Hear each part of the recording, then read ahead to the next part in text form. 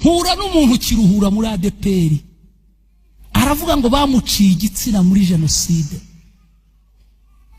Witonde. Arangije aravuga ati umuntu wabinkoze naramubabariye, naramufunguje. Niba umuntu akwiba ntumubabarire, ubwo mugira imbabazi. Nibuka abantu bose nanze kubabarira kubera ibyo bankoreye. Mbonye umuntu wabari wamuciye igitsina, bitavuga nti imbabazi ndazitanze. Namubwira nti wese ko mba ku Gisenyi wazaza gutanga ubwo buhamya. Ati nta telefone ngira. Nifata nimero yanjye, we nubona telefone uzampamagare ngembe Gisenyi, nkora ibiganiro kuri RC Rubavu, radio y'abaturage ba muri paruwasi ya Gisenyi mu mujyi. Wowe nubona telefone uzampamagare. Ngeze Gisenyi ndeba Pasteur Claude aherutse hano, umushumba Claude w'Imana aherutse hano, twari kumwe yaranyoboye. Bwira Pasteur nta buhamya ugira. Ati kubera iki? Nabonye umuntu utagira igitsina. Ati kandi uzikora. Wamubonye ntitwahuye twicaranye ku ruhimbi. Uwo muntu wamubonye ntitwicaranye, ahubwo nshaka azaza gutanga ubuhamya. Ati no wese agira telefone, ntiyambwiye ko nayibona azaza. Haciye ibyumweru 2 telefone irampamagara, nyitabye. Umuntu arambwira ngo nitwa Sabimana Salatiel, ayo ni amakuru yanjye nzi, igitabo cye kirahari yanditse ibitabo. Ati naje na Virunga, waza ukamfata ko naje hajya gutanga ubuhamya. Bwira mugenga mudiyakoni ntizana imodoka tuye gufata umukozi w'Imana utagira igitsina yaje. Tujya gufata Salatiel, tujya Mbuga Ngari. Salatiel atanga ubuhamya, abantu barapfa barashira bw'ibyamubayeho. Ndamuzengurutse umujyi wa Gisenyi. Yarangiza gutanga ubuhamya akavuga ati buri mwaka ngi Burayi gushyiramo agapira nzajya nihagarikiramo, uyu mwaka rero taha nta kintu ndabona. Pastor ati mushireho igiseke mu shyigikira umuntu w'Imana.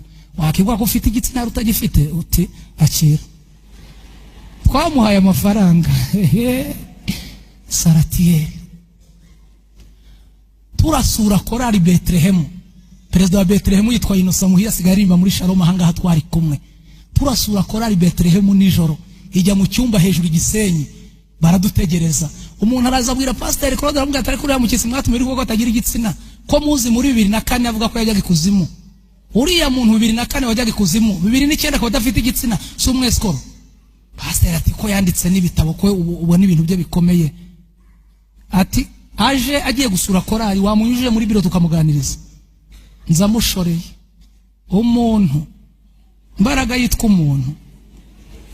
Ngeze ku muryango w'urusengero umudiyakoni adutangira, aravuga ati Pasteur na nyobozi bari muri biro munyuremo babanze babavugishe mbere ko musanga korali.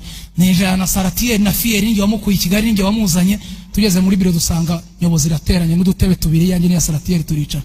Pasteur Claude arahaguruka aramubwira ati Boniface, ntago turaza gutinda, uyu mushyitsi wamukuye namukuye Kigali Kiruhura niyo twahuriye, nta handi umuzi, nta handi muzi.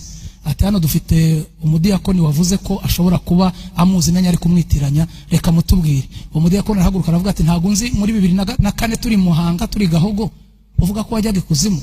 Undi ati ngewe, ati baguhaye n'imyenda icyo gihe nari mpaye. Ati woshaka gupfobya jenoside akora abatutsi kandi. Ati nge banciye igitsina ntacyo gihe.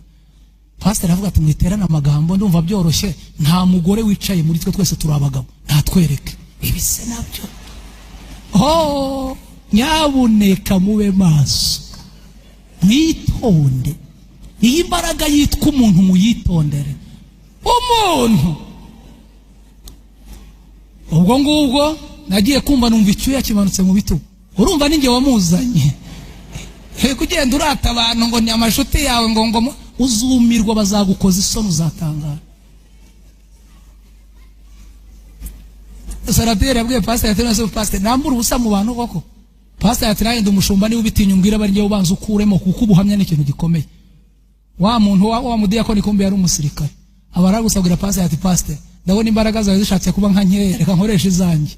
Atushaka gukora ikiza, yarasohotse. Ntumbaze telefoni yahamagayeho guhumbya no guhumura. Pipisi wa polisi yaraduhagazeho mu nama aho twicaye muri sale. Komanda ati umuhamagara iki mwiri joro? Pastor ati n'umuntu twatubiye hano none ubuhamya bwo batangiye gukemangwa kwagira ngo mutubarize. Ati mubaze iki? Ati mubaze ko atagira igitsina. Komanda ati no gitangaza kiraguye. Gutese ati nyine yavuze ko bakimuciye ntacyo agira. Ubwo korali iri hejuru itegereje umushyitsi. Komanda aravuze ati ntabwo ntinda akazi k'ijoro kabari kenshi, bereka ibyo bagusaba. Salatiel turabona hano hari abantu bakiri batoya, ni babasore, we na Pastor musigare mbereke. Baradusora n'abitwa bamani barimbaga mu mpuhwe, baradusora tujya hanze barakinga. Salatiel abwira komanda na Pastor ati mu by'ukuri bayobozi ntago njya kwirirwa mbarushya ngo mbagore, nahuye n'ibibazo by'inzara n'ubukene, mbona nta handi nateka umutwe ngo bikunde, ndi muzima. Komanda ati manura ipataro, akuramo imbunda, manura ipataro. Saratera manura ipataro, basanga ni muzima. Mwumva gashya gahari gakomeye. Yafashe imbunda ati nuzamura ipataro ndakurasa. Nimubwira bari hanze binjire. Naje imbere amaso yanjye yarabyiboneye. baroko komanda avuga ati ngaho funga ipataro, arafunga ati nimwicare turicara. Komanda ati ngiye kugenda, ngiye mu kandi kazi. Uyu muntu yavuye he, yazanywe nande? Pastor ati ni Boniface wamuzanye. Mana yise n'ijuru we. Ubu ndabatinya bantu si mwese ariko ngira amakenga, ndatinya ngira ubwoba. Komanda aravuze ati Boniface ni muntu ki? Pastor ati numuvuga butumwa wacu, atokora n'ibiganiro kuri radio hepfo hariya, atagira ikiganiro ku cyumweru mu gitondo. Komanda ati atwo nanjye njya nkurikirana ibyo biganiro, yaba ari wese ujye uvuga bya bintu ugendana n'abantu bameze batya. Komanda ati Boniface yaguruka, ndahaguruka. Ati umuntu mwahuriye ni Kigali, he ati kiruhura kuri ADP. Ati n'umufite ibihamya bifatika niba ariko bimeze, wahuye nawe nkuko natwe duhuye nawe. Ahamagara abapolisi bari mu modoka, batera Saratiyeri amapingu, baramusora. Dusigara mu nama na ba pastor, ukareba mugenzi wawe ukavuga uti okay, tugira ngo twabaye ibipopi twese, nta wavugaga.